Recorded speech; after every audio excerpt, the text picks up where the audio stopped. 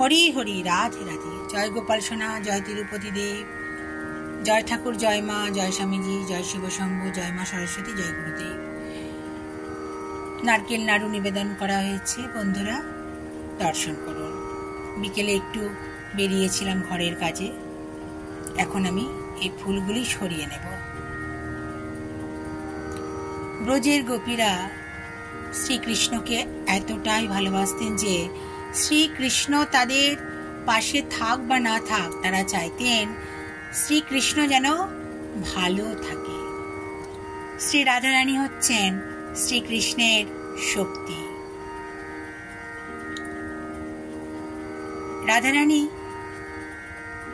বর্ষানাতে বসবাস করতেন, কিন্তু তাকে যে বলা হয় বর্ষানেওয়ালি এই জন্য না, তিনি কৃপা বর্ষণ করেন ভক্তদের উপর, তাই বর্ষানেওয়ালি।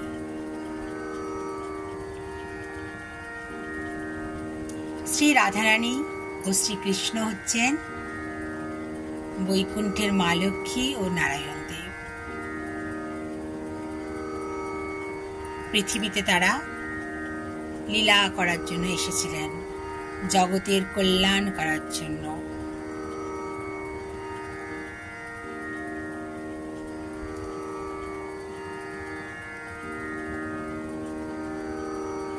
শ্রীকৃষ্ণ ধর্মের স্থাপন করেছিলেন, অধর্মে নাশ করে। যুগে যুগে ভগবান জন্ম নেন অধর্মের নাশ করে ধর্মের স্থাপন করার জন্য।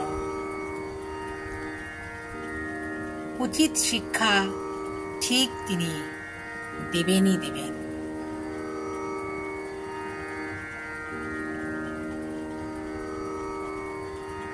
তার কাছে সবাই এক, বিচার তিনি ঠিক করবেন।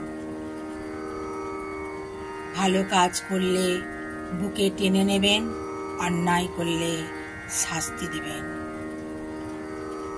তিনিই তো জগতের রক্ষাকর্তা, তাই না? জগৎকে তিনিই ধরে রেখেছেন। আমরা সবাই তাঁর সন্তান। তাকে ডাকতে হবে, আরাধনা করতে হবে।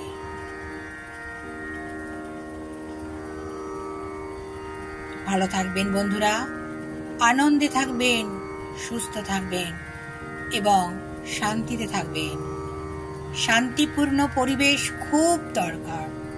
সবাই তাহলে আনন্দে জীবন কাটাতে পারবে, সুন্দর সুন্দর সৃষ্টিমূলক কাজ করতে পারবে, সামনের দিকে এগিয়ে যাবে, দেশ তত উন্নত হবে।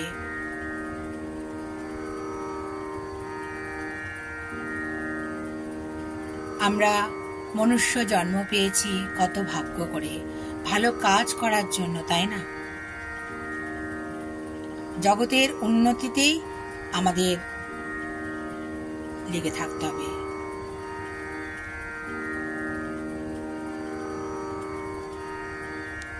ভালো থাকাটাই হচ্ছে বড় কথা। নিজে ভালো থাকলে অন্যকেও ভালো রাখা যায়। আর সব সময় যদি ভাবা হয় যে ও আমার থেকে এগিয়ে যাচ্ছে, ওকে উঠতে দেওয়া যাবে না, এটাই তো মহা পাপ, তাই না? নিজে ভালো কাজ করে অন্যকেও উৎসাহ দিতে হবে, যাতে সেও এগিয়ে যেতে পারে। তাহলেই কিন্তু জগতের উন্নতি। সবাই ভালো ভালো কাজ করলে তবেই না দেশের দশের উন্নতি হবে।